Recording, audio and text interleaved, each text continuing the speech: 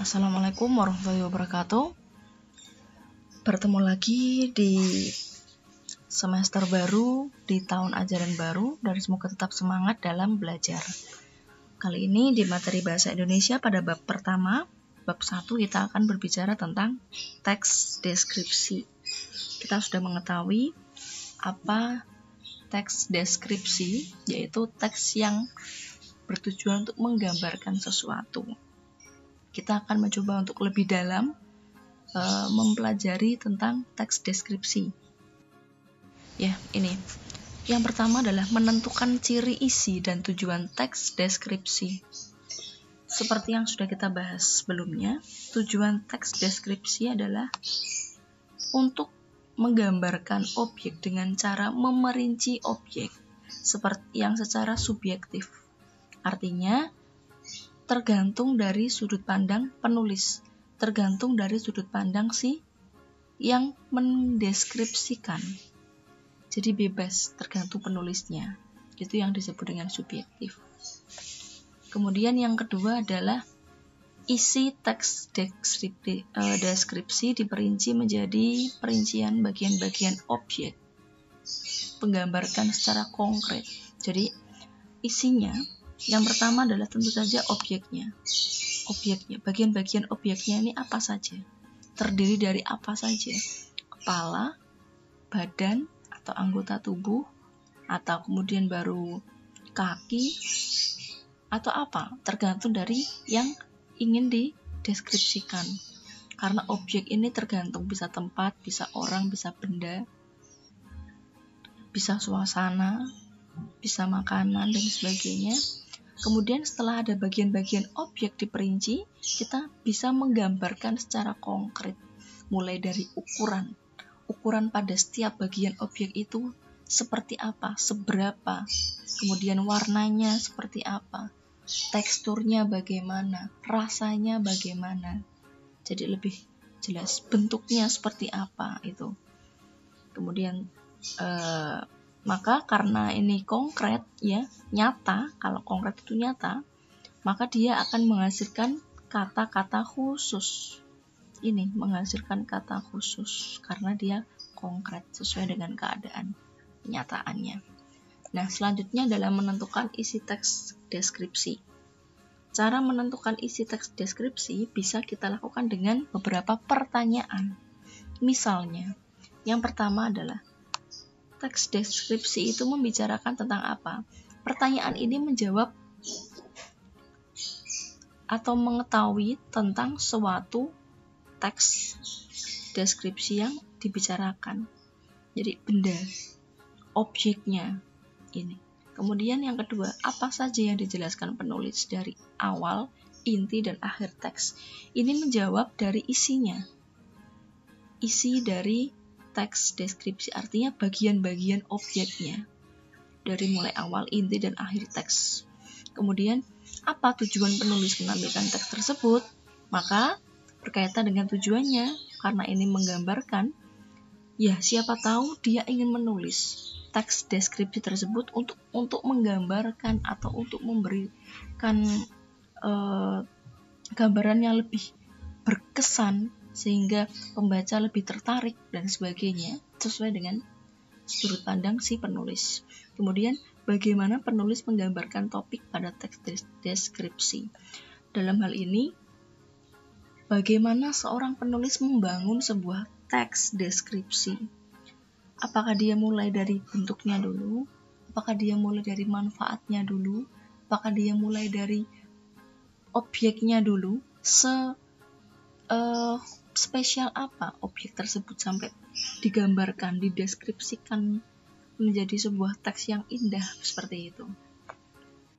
Selanjutnya ada struktur teks deskripsi. Yang pertama adalah identifikasi. Identifikasi ini berisi tentang apa?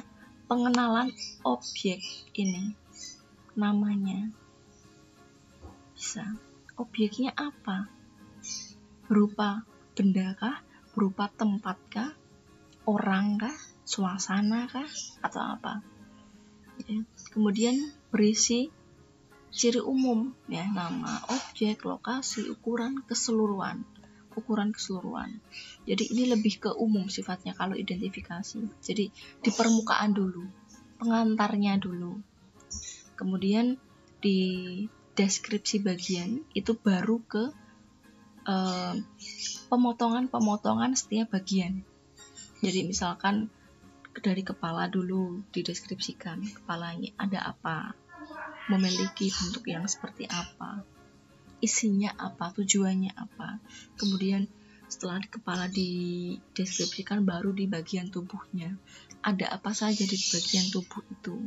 Setelah itu di bagian bawah kaki, tujuannya apa, memiliki manfaat apa. Jadi setiap bagian itu dideskripsikan dengan detail, yang memiliki khasnya adalah memiliki kata khusus.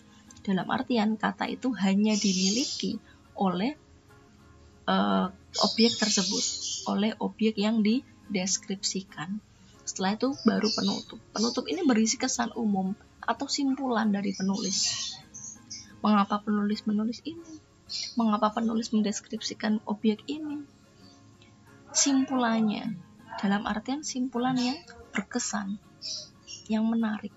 Meskipun deskripsi tidak memiliki unsur dan tujuan untuk menarik pembaca, tetapi pembaca itu menginginkan sesuatu yang baik untuk dibaca. Jadi tetap ada unsur menariknya, ada kesan tersendiri dari si penulis. Nah, ini contoh analisis strukturnya. Kalau kita lihat ya, identifikasi objek. Ya, dalam perjalanan ke Tanah Toraja, ayahku menumpang sebuah bus. Identifikasi objek. Oh, objeknya apa? Bis. Bis ini akan ditumpanginya dari kota Makassar sampai Rantepau.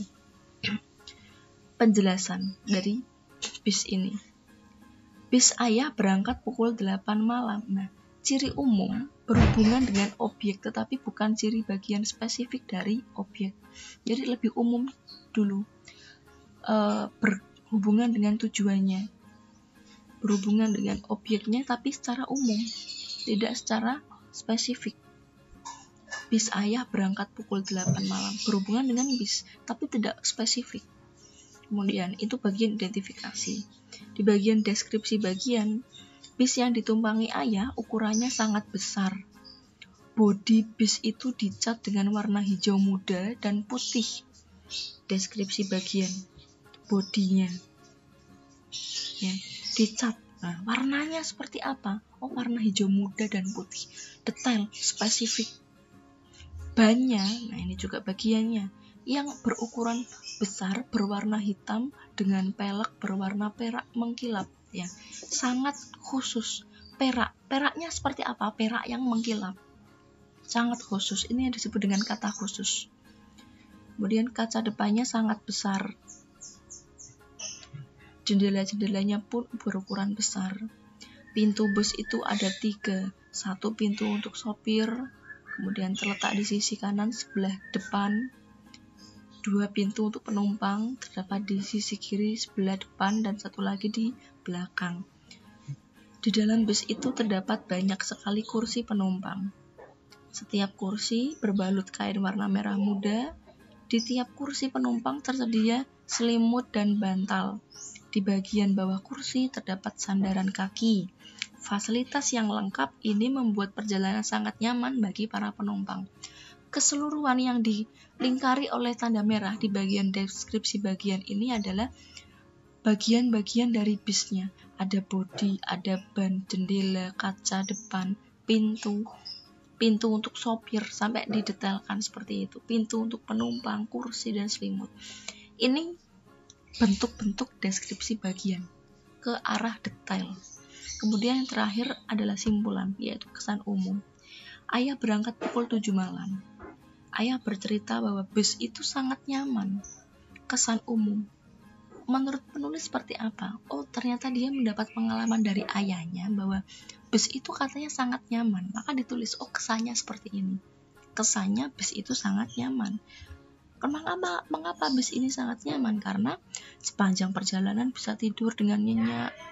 Dan ayah akan menumpangi bus itu juga ketika pulang. Nah, ini kesimpulan dari sebuah teks deskripsi contohnya. Nah, kemudian unsur kebahasaan. Unsur-unsur kebahasaan teks deskripsi sebagai berikut ya. Kalimat perincian untuk mengkonkretkan. Mengkonkretkan itu apa? Mengkonkretkan itu menjadikan nyata. Jadi kita perinciannya itu bertujuan untuk seakan-akan pembaca ini bisa melihat dengan detail.